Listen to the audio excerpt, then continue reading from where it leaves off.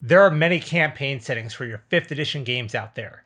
Many give you enough information to get you started playing in the setting, while others are so well fleshed out and detailed that you feel as if this is a real place and it provides endless opportunities for your games.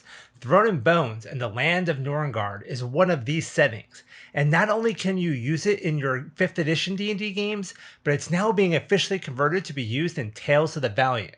So today, let's dive into the cold, hard world of Norrongard and see what this setting is all about. Let's get into it.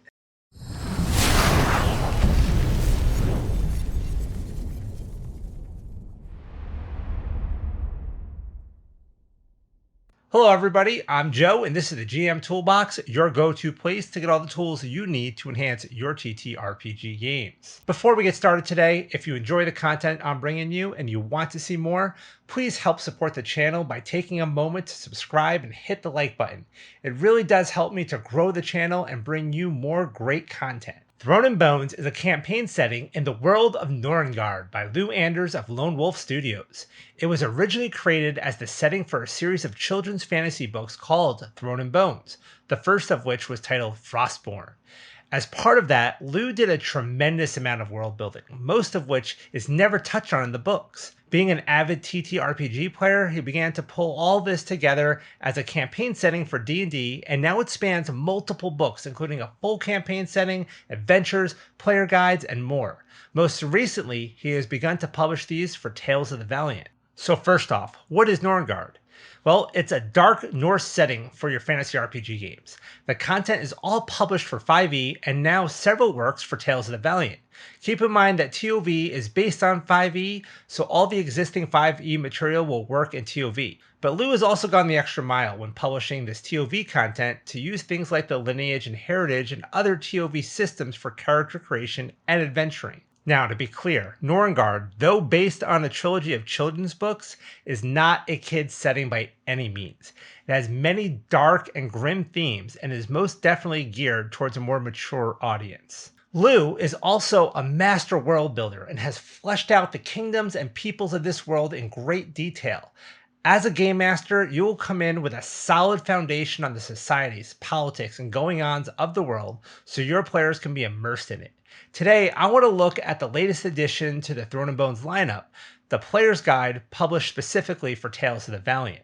Now, the Player's Guide was originally published for 5th edition, and Lou has gone in and updated it all for Tales of the Valiant. Not only that, but this is the first third-party product published with the Tales of the Valiant compatible logo on it. Anyone can publish products under the Black Flag role-playing banner, which Lou has 3 other products that do so. But to have the Tales of the Valiant compatible logo requires an extra level of standards that products must meet. It also only just recently became available for publishers to use, and Lou was the first to jump on board with the Throne and Bones Player's Guide. If you're a game master that wants to use this setting, there are several products you can get that will help, the most important of which is the campaign setting book. But there's also a map pack, VTT tokens, and several adventures, and more. As I said earlier, most of this was written for 5e. However, there are now 3 adventures written specifically for Tales of the Valiant, as well as the Player's Guide. And the Player's Guide may be the most important product for you to get if you're playing in Tales of the Valiant, because it gives your players a good overview of the world, the cultures, the people, and the traditions to help them quickly become immersed in the world. But more importantly, it gives them all the player options such as lineage and heritage, subclasses, and backgrounds. Let's take a look at the book itself. The book starts off with an introduction and my favorite part, a pronunciation guide. Norse words are not always easy for people to pronounce, especially us Americans, so having this is fantastic. It then goes into information about the world itself, a brief overview, daily life in Norrongard, the cast of societies such as Jarls, Carls, and Thralls, naming conventions, and the gods. This is all covered in about 5 pages, so it's a quick, easy overview with just enough info for the players. For the GM, again, you're going to want to see the campaign setting book to get a more in-depth look at these topics and many more. Then we get into something I found really cool. There's actually a popular board game in the world called Throne and Bones. Without going into the details of it too much, it's a 2-player game where there is a defender and attackers. The defender must get their main piece, called the Jarl, to escape before it's captured. This is actually modeled after a real-world Viking game called Hnefntafel, which, by the way, you can buy online and still play to this day. And there's another creator on Drive-Thru RPG called Alter 3 Dementia that worked with Lazy Wolf to create a 3D printable board and pieces of the Throne of Bones board game that you can make yourself and play at your table. So, freaking how cool is that? Another neat thing you will learn about in the player's guide is the art of Flyting. This is a game of wits that the Norrongard people play to insult each other, either for entertainment or before battle. And there are game mechanics around it. It's basically a series of 3 skill checks, and whoever wins the best of 3 wins the contest. This will then lead to buffs for the winner and debuffs for the loser for a period of time. This can be a ton of fun to play at the table and a great chance for bards to shine. Next up, we move into player options. First, we're given heritage and lineage options. Now, these are the Tales of the Valiant version of race or species in D&D. Now, if you're playing this for D&D, there is a 5e version of the guide as well that'll give all of this ready for that system. What's cool here is that we're seeing things like elves and dwarves, but with a twist for the specific setting, as well as a whole bunch of specific races that are unique to the setting. The heritages, of course, are very specific to this setting as well. If you want to learn more about the heritage and lineage system for Tales of the Valiant, check out my video on that. We then get into subclasses that are specific to the world as well. Keep in mind that some aspects of subclasses have changed from D&D to TOV, and here we see that Lou has gone through and made these conversions for us, which is extremely helpful. We also have new backgrounds such as the farmer and the free folk, among several others.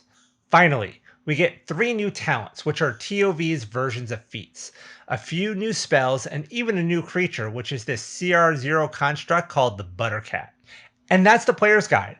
A total of 52 pages from cover to cover, perfect to get your players ready for this super cool campaign setting.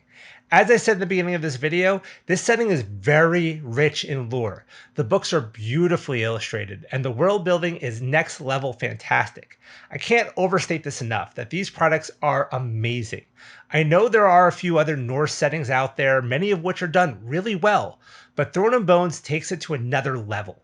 If you're looking to do a Norse campaign, I would highly recommend checking these products out. You can pick up the campaign setting PDF for like 30 bucks, or there's a digital bundle for 5e, which includes the campaign setting book, the 5e player's guide, an adventure, the map pack, and the VTT tokens for like $85. Though at the time I made this video, they were on sale for $72. They're also available for print on demand.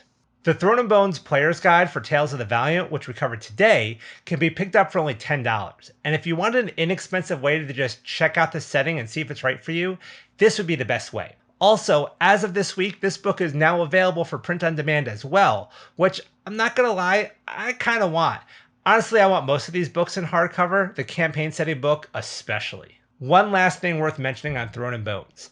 There is an adventure specifically written for Tales of the Valiant under the Black Flag banner called Banner of the Bull, which is a fantastic introductory adventure to the world of Norrongard. In fact, it's kind of designed to help you get familiar with the world through the adventure. So it's the perfect one to run for your first session of your new game. Definitely check it out. I'll put a link in the description of the video to where you can pick up all the Throne and Bones products from Lazy Wolf Studios. So that wraps up our look at the new player's guide for Throne and Bones, made specifically for Tales of the Valiant. What do you think of this setting? Do you like Norse settings in general? And would you want to check this one out? Let me know in the comments below. Well, that's it for today, folks. Thank you for coming on this journey with me, and I'll see you next time.